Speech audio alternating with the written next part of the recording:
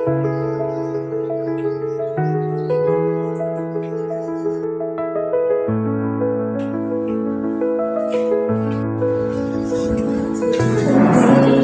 selamat sore.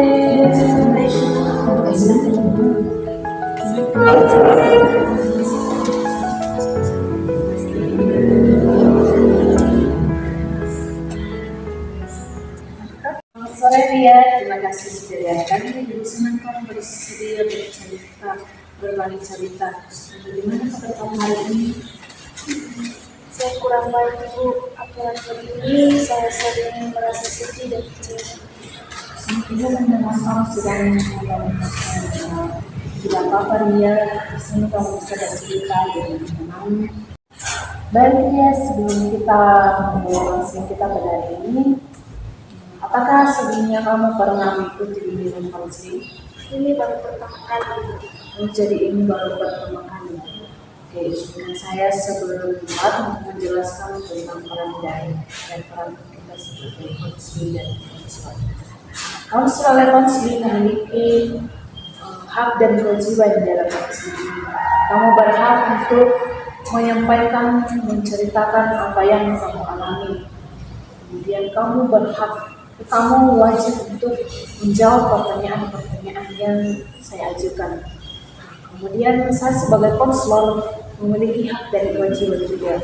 Saya berhak untuk bertanya kepada kamu terkait masalah yang kamu ceritakan untuk kita cari solusinya untuk menemukan solusinya. Dan saya wajib untuk menjaga kerahasiaan ini, jadi dia tidak perlu takut untuk menceritakan apa yang dia alami, ceritakan saja apa yang dia coba ceritakan apa yang dia. Terima kasih Bu. Baik, saya adalah anak bungsu Bu. Orang tua saya sudah meninggal sejak saya kecil. Saya tinggal bersama tante saya yang menyekolahkan saya sampai lulus SMA. Namun ketika saya menyampaikan ingin untuk kuliah, tante menolak.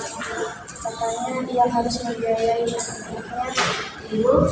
Kalau saya ingin kuliah, saya harus bekerja terlebih dahulu. Saya sedih sekali Bu, rasanya tidak ada yang peduli. Dia ini bisa memang beberapa misalnya apa yang kamu rasakan ketika mendengar penolakan dari kamu.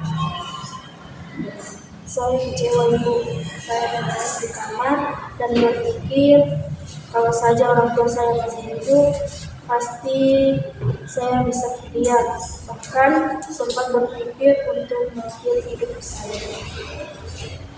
Terima kasih ya karena kamu berpikir. Ibu bangga kamu bisa melanjutkan pikiran itu. Apa yang membuatmu membatalkan hidup tersebut? Saya merasa itu bukan jalan yang baik, yang benar Bu. Saya teringat Tuhan dan merasa masih ada harapan. Saya mencari informasi di internet dan menemukan bahwa UBK bisa membantu saya. Jadi saya datang ke sini. Kamu sudah mengambil langkah yang benar ya. Dalam RID kita belajar bahwa bukan peristiwa yang menghancurkan kita, tetapi cara kita berpikir tentang peristiwa itu. Nah, menurutmu pikiran apa yang paling sering muncul setelah tante menolak itu? Saya merasa kalau saya tidak kuliah itu berarti hidup saya gagal. Saya tidak akan bisa sukses. Jadi kamu berpikir bahwa tanpa kuliah kamu tidak akan bisa kuliah. Ya, rasanya semua harapan saya. Nah, pikiran seperti itu disebut pikiran irasional ya. Sebenarnya banyak orang yang berhasil dan bahagia tanpa langsung melanjutkan kuliah. Tuhan memberikan jalan hidup yang berbeda bagi setiap orang. Bagaimana? Mungkin menurut saya itu juga benar Ibu, tapi saya merasa sedih. Ya wajar jika kamu merasa sedih. Namun coba lihat dari sudut pandang iman. Mungkin Tuhan ingin kamu belajar tentang kesabaran dan tanggung jawab sebelum mewujudkan keinginanmu. Nah, bisakah kamu melihatnya dari sisi itu? Ya Bu, saya tidak pernah berpikir seperti itu sebelumnya. Mungkin ada cara Tuhan yang menyelesaikan saya. Bagus ya, sekarang mari kita tentang pikiranmu. Ketika kamu berpikir saya gagal karena tidak kerja, apakah ada bukti nyata bahwa pikiran itu benar?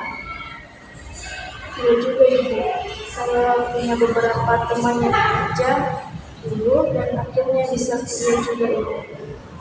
Nah, itu berarti kamu masih memiliki harapan. Sekarang cobalah ubah pikiranmu menjadi positif. Dengan mengatakan, saya belum bisa sekarang, tapi saya akan berusaha.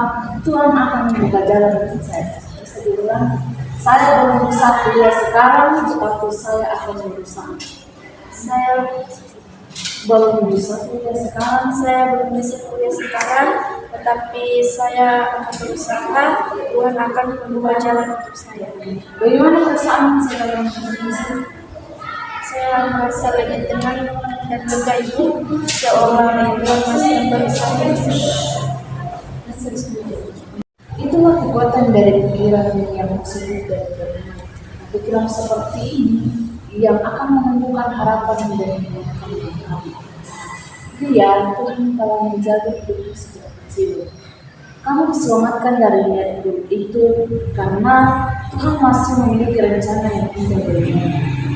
Sekarang apa yang ingin kamu lakukan untuk melakukan itu?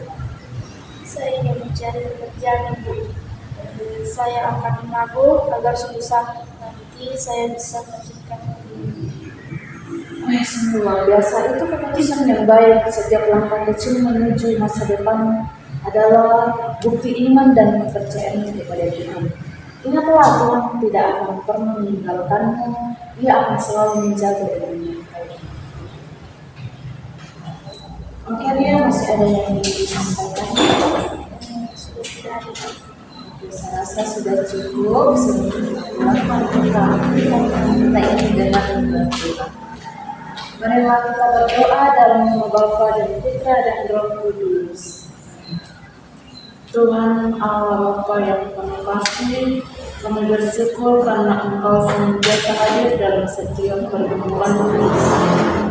Syukur karena Engkau telah menguatkan Ria dan menumbuhkan kembali semangat serta pengharapannya. Berkatilah setiap langkah hidupnya agar ia semakin teguh dalam iman dan penuh sukacita. Engkau kami puji kini dan sepanjang masa. Dalam nama Bapa dan Putra dan Roh Kudus. Terima kasih banyak Ibu, saya merasa lebih tenang dan bersemangat sekali. Ibu juga berterima kasih ya, kamu anak yang kuat dan berharga di mata Tuhan. Tetaplah berjuang dan percayalah Tuhan akan selalu